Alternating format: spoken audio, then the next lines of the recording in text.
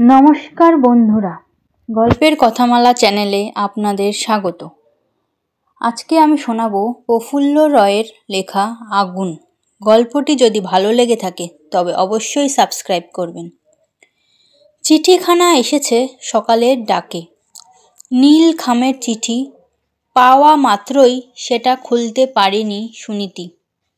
তখন সে অবকাশ ছিল না। 10:30টায় তাকে কোর্টে হাজিরা দিতে হয়। বড় ছেলে বিমল লখনৌয়ে একটা ব্যাংকের বিরাট অফিসার। 9টার লোকাল ট্রেনটা ধরতে না পারলে লেট হওয়া অবধারিত। ছোট ছেলে কমল আর একমাত্র মেয়ে সুরভি কলেজে পড়ে। তাদের ক্লাসও 11টার মধ্যেই। এদিকে কপাল গুনে যে রাঁধুনিটা জুটেছে তার নড়তে চড়তেই প্রহর কাবার। অতএব সবার সঙ্গে তাল দিয়ে ফিরতে ফিরতে সকালের দিকটা চোখে আর কিছু দেখতে পান না সুনীতি। অবশ্য বড় ছেলের বিয়ে দিয়েছেন, বৌমাটি হয়েছে মনের মতো। সব সময় তার পায়ে পায়ে ঘুরে ঝক্কিগুলো ভাগাভাগি করে নেয়। যাই হোক, অফিস যাত্রী, কলেজ যাত্রী আর এজলাস যাত্রীদের যার যার গন্তব্যে পাঠিয়ে দিয়ে খাওয়ার পালা চুকিয়ে যখন খামখানা হাতে নিয়ে বসলেন, তখন দক্ষিণায়নের সূর্য পশ্চিম আকাশের ঢাল বেয়ে অনেকখানি নেমে গেছে। সময়টা অঘ্রাণের মাঝামাঝি। এর মধ্যেই উত্তরপ্রদেশের শীত বেশ সমারোহ করেই নামতে শুরু করেছে। রোদটা স্তিমিত, নিষ্প্রভ, অনুজ্জ্বল। বাতাসেও বেশ টান ধরেছে। খামটা হাতে দিয়ে কিছুক্ষণ বসে রইলেন সুনীতি। প্রায় প্রতি সপ্তাহে তার নামে চিঠি আসে। দাদারা লেখেন, দিদারা লেখেন, বাবা মা লেখেন। তাদের হাতের লেখার সঙ্গে তিনি পরিচিত। কিন্তু এই খামটার ওপর যে নাম ঠিকানা রয়েছে সে হস্তাক্ষর তার সম্পূর্ণ অচেনা। কিছুটা বিস্ময়ের বশে, কিছুটা কৌতূহলের নীল আবরণ ছিঁড়ে চিঠিটা বার করে পড়তে লাগলেন সুনীতি। এখনো তোমার কথা শুনলে হৃদয়ে ময়ূরের মতো পেখম মেলে কিনা, অথবা হাসলে সুধা ঝরে কিনা কিছুই জানা নেই। অতএব সম্বন্ধনের বালাইটুকুও বাদ দিলাম। খবর পেয়েছি চুটিয়ে সংসার করছো। তোমার স্বামী কারি কারি টাকা রোজগার করেন। বড় ছেলেটিও কৃতী হয়েছে। অন্য ছেলেমেয়েরাও বেশ ভালো। বড় বৌমাটিও চমৎকার। অবশ্য একটা আমার নিছক অনুমান। একদিন দেখেছিলাম হরিণীর মতো তোমার চোখ, মেঘের মতো চুল, চম্পাকলির মতন আঙ্গুল, নবীন বর্ষার সজীব লতাটির মতো শরীর। সেই যে তোমাদের কবি কি যেন ছাই বলেছেন, মধ্যে ক্ষীণা নিম্নে বিশালা নংরোধ পরিমণ্ডলা, তাই ছিলে তুমি। আমার দেখা তুমি আর আমার অনুমান করা তুমি, এই দুয়ের ভিতর মিল আছে কিনা বড় জানতে ইচ্ছা করছে। একদিন তো ছিলে সুললিতে রসবতী, প্রাণটি ছিল সরোবরের মতো টলটলে। সে সরোবর মজে হেসে বুঝে গেছে কিনা কে জানে। বুধবার 5টা নাগাদ এলাহাবাদ থেকে লখনৌ যাওয়ার পথে আমার ট্রেনটা তোমাদের স্টেশনে মিনিট 10 জন্য দাঁড়াবে।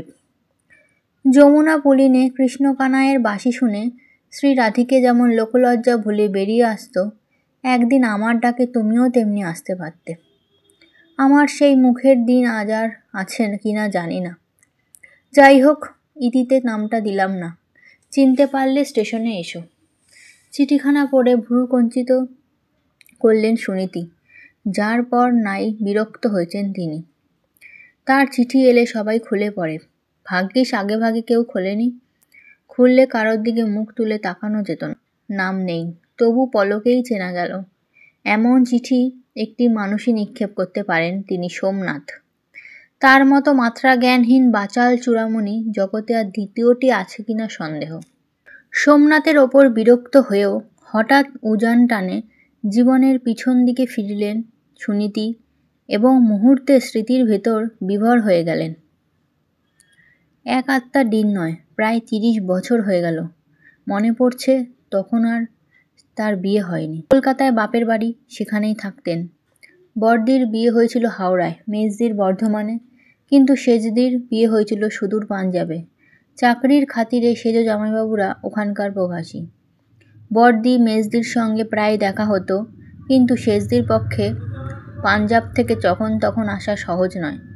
বিয়ের পর বারদুই এসে আসাটা বন্ধ করে গিয়েছিল।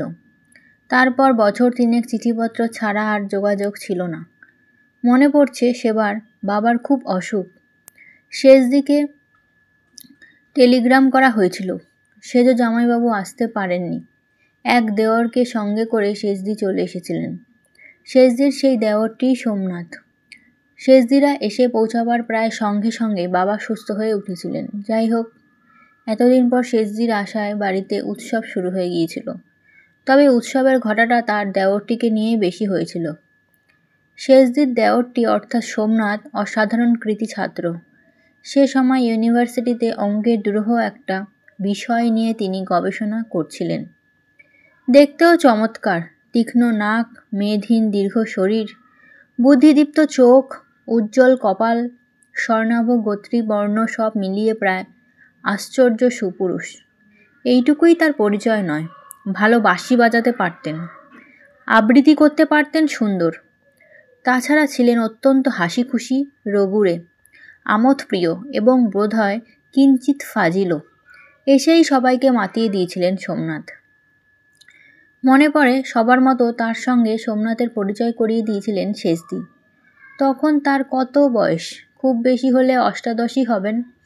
চোখ বড় বড় করে সোমনাথ বলেছিলেন, প্রথমবার পরিচয়ের দিন এভাবে কেউ বলতে পারে ভাবা যায়নি। মুখ লাল হয়ে উঠেছিল সুনীতির। লজ্জায় জড়সড় হয়ে চোখ নামিয়ে নিয়েছিলেন। সেজদি ঠোঁট টিপে হেসেছিলেন। তোমার যেন খুব মনে ধরেছে। ধরেছে বলে ধরেছে, ওই যে কি বলে মুনিগণ, ধ্যান ভাঙি দেয় পদে তপস্যার ফল, সেই রকম দেখতে। সুনীতি আর বসে থাকতে পারেনি। সেবার মাসখানেকের মতো থেকে গিয়েছিলেন সেজদি। অগত্যা সোমনাথকেও থাকতে হয়েছিল। চলে যেতে অবশ্য চেয়েছিলেন, বাবা মা একরকম জোর করেই ধরে রেখেছিলেন। দিন কয়েক সবাইকে নিয়ে মাতামাতির পর সোমনাথের সমস্ত মনোযোগ এসে পড়েছিল তার ওপর। সর্বক্ষণ তাকে প্রায় ঝালাপালা করে রাখতেন সোমনাথ। এমন এক একটা কথা বলতেন, রসিকতা করতেন যে লজ্জায় সুনীতির মাথা কাটা যেত। এমনিতেই তার বাপের বাড়ির সংসারটা ছিল অত্যন্ত রক্ষণশীল। মেয়েদের চলাফেরার ব্যাপারে চারদিকে অনেক গণ্ডি কাটা ছিল, কিন্তু সোমনাথ আসার পর কড়াকড়ি বেশ আলগা হয়ে গিয়েছিল, অত্যন্ত সুনীতির পক্ষে। সোমনাথের আগ্রহে সবাই মিলে একদিন বোটানিক্যাল গার্ডেনে যাওয়া হয়েছিল পিকনিক করতে। অবশ্য রোজ সবার পক্ষে যাওয়া সম্ভব হতো না, তবে সেজদি আর সুনীতি সোমনাথের সঙ্গেই বেরোতেন। সবচাইতে উল্লেখযোগ্য ব্যাপার, একদিন সোমনাথ একলা তাকে সিনেমায় নিয়ে গিয়েছিলেন, আর একদিন নিয়ে গিয়েছিলেন গঙ্গার ধারে। এর আগে দাদা বৌদি বা মায়ের সঙ্গে তারা বাড়ির বাইরে একটি পাও বাড়ায়নি। সোমনাথের সঙ্গে বেরোতে গিয়ে লজ্জায়, কুণ্ঠায় আর খুশিতে হৃৎপিণ্ডে এজরাসে ছট টানার মতো কিছু একটা হচ্ছিল, যা ঠিক মুখের কথায় বোঝানো যায় না। একটা ব্যাপার লক্ষ্য করেছিলেন সুনীতি, সোমনাথের সঙ্গে বেরুতে কেউ আপত্তি তো করেনি, বরং সবাই যেন খুশি। ঘরে বারান্দায়, খিলানে, অলিন্দে, বাড়ির সর্বত্র একটা গুঞ্জন শুরু হয়ে গিয়েছিল। গুঞ্জনটা যে তাকে তার সোমনাথই ঘিরে, একটু কান পাতলেই তা টের পাওয়া যেত। একটি রমণীয় পরিণামের স্বপ্ন দেখতে শুরু করেছিলেন সবাই। মনে আছে সে সময় কারো দিকে তিনি তাকাতে পারতেন না। শুধু মনে হতো ঘুম ঘোরে সুখের এক সরোবরে রাজহংসীটির মতন ভেসে বেড়াচ্ছেন। শুধু বাইরে বেরোনোই নয়, সেজদি আরেক বিপদে ফেলেছিলেন। তার দেবরটি নাকি ভীষণ খেয়ালি, আত্মভোলা গোছের। তার খাওয়া দাওয়া, স্নান ঠিক মতন হচ্ছে কি না তা সুনীতিকেই দেখতে হবে। অতএব বাবুর ঘুম ভাঙতে না ভাঙতেই চায়ের পেয়ালেটি নিয়ে শিয়রে দাঁড়াতে হতো। স্নানের জন্য সকাল 10টা থেকে তাগাদা দিতে হতো। সময়টা ছিল কার্তিক মাস। ছাদে বসে হিমের মধ্যে রাতের 2টো প্রহরী হয়তো বাঁশি বাজিয়ে গেলেন সোমনাথ। তাড়া দিয়ে তাকে শুতে পাঠাতে হতো। দেখতে দেখতে 1 মাস কেটে গিয়েছিল।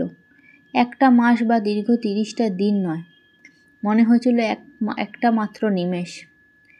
ভোরের বাতাসে বয়ে আসা এক ঝলক সৌরভের মতো দিনগুলো কখন কিভাবে ফুরিয়ে গেছে তা যেন টের পাওয়া যায়নি। যাই হোক, শেষদিরা আর থাকতে পারলেন না, তাদের পাঞ্জাবে ফিরে যেতে হলো।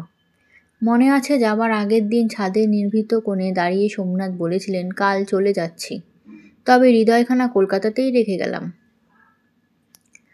খুব খারাপ লাগছিল সুনীতির, ভয়ানক কান্না পাচ্ছিল। মাত্র কয়েকটা দিনের মধ্যেই সোমনাথ তার প্রাণে গভীর রেখায় কিসের একটা ছাপ ফেলে দিয়েছিলেন। কপা শিথিল সুরে সুনীতি জিজ্ঞেস করছিলেন, আবার কবে দেখা হবে? মাঝখানে বাবা মা একবার আসবেন, তারপর একেবারে টোপর মাথায় দিয়ে আমার আবির্ভাব হবে, তখন দেখা হবে। সুনীতি আর কিছু বলতে পারেনি, শুধু মনে হয়েছিল হৃৎপিণ্ড উচ্ছ্বলিত হয়ে কোথায় যেন ঢেউ উঠেছে। সোমনাথের চলে যাওয়ার পর পাঞ্জাব আর কলকাতায় দুপক্ষের অভিভাবকের মধ্যে বিয়ের ব্যাপারে চিঠি যাওয়া আসা করছে। সুনীতি আশায় থেকেছেন, কিন্তু মাস 6 পর হঠাৎ খবর এসেছিল দুর্লভ একটা স্কলারশিপ পেয়ে সোমনাথ লন্ডন চলে গেছে গবেষণার জন্য। সেখানে তাকে বছর কয়েক থাকতে হবে। শুনে সুনীতি নির্ভীতে এসে নীরবে শুধু কেঁদেছেন। সোমনাথ কবে ফিরবেন তার স্থিরতা নেই, সুতরাং বাবা মা নিশ্চিন্ত হয়ে বসে থাকতে পারেননি। অন্য ছেলের সন্ধান করে তার বিয়ে দিয়েছেন। বিয়ের পর স্বামীর সঙ্গে উত্তরপ্রদেশের এই শহরে চলে এসেছেন সুনীতি।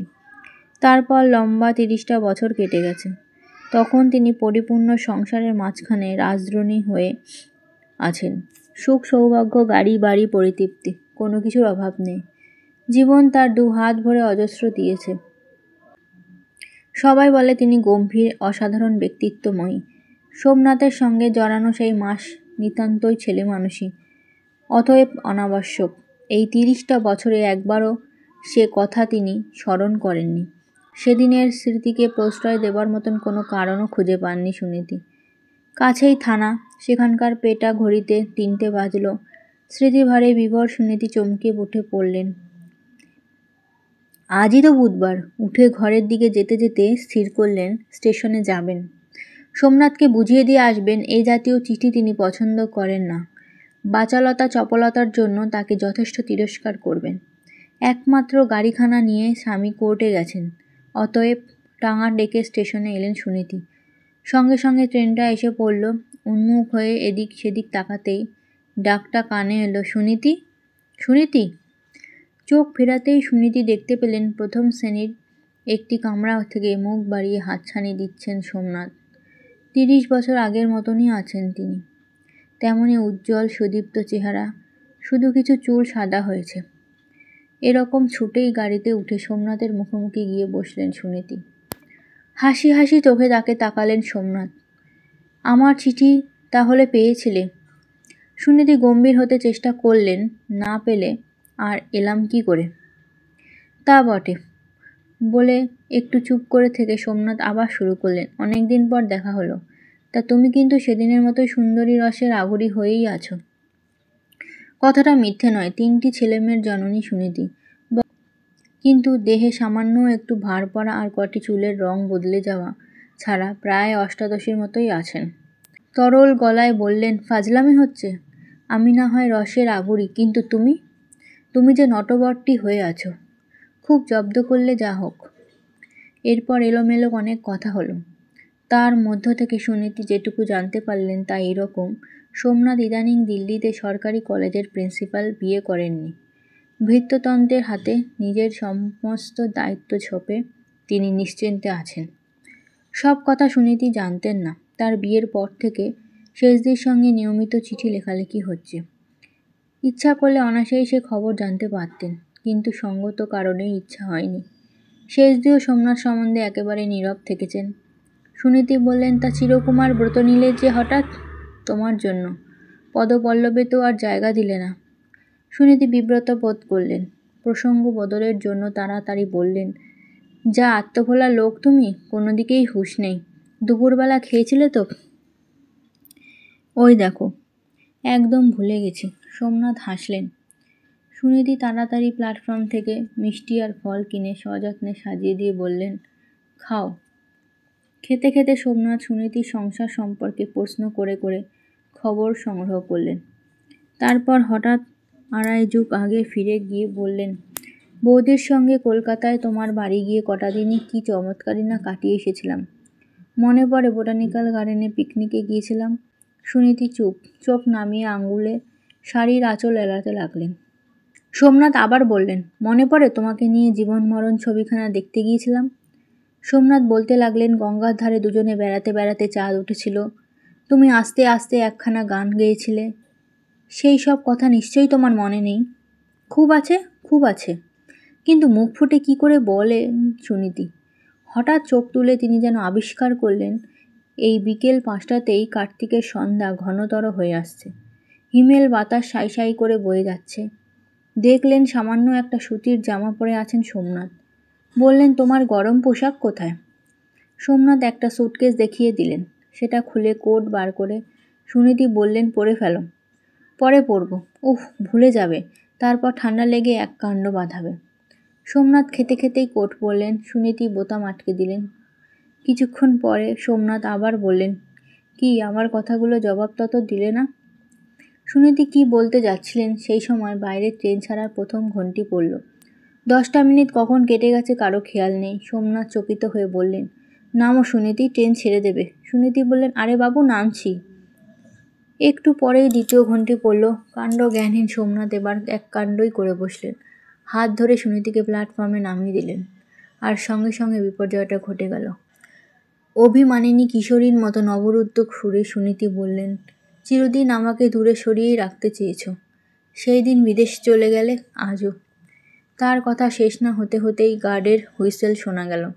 ট্রেন ছেড়ে দিল। বিমূঢ় সোমনাথ জানালার বাইরে মুখ বাড়িয়ে বিভ্রান্তের মতোই তাকিয়ে রইলেন। এক সময় সোমনাথকে নিয়ে ট্রেনটা ডিস্টেন্স সিগন্যালের ওপারে অদৃশ্য হয়ে গেল।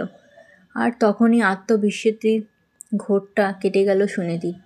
কি করতে এসেছিলেন সোমনাথের কাছে, আর এ কী করে গেলেন? নিজের অগোচরে অভিসার করতেই কি বেরিয়েছিলেন সুনীতি? গ্লানিতে আত্মধিক্কারে নিজের কাছেই অত্যন্ত ছোট হয়ে গেলেন তিনি। কিন্তু সুনীতি কি জানতেন সব আগুন নেভে না? ভস্মেই সব আগুনের পরিণাম লেখা নেই।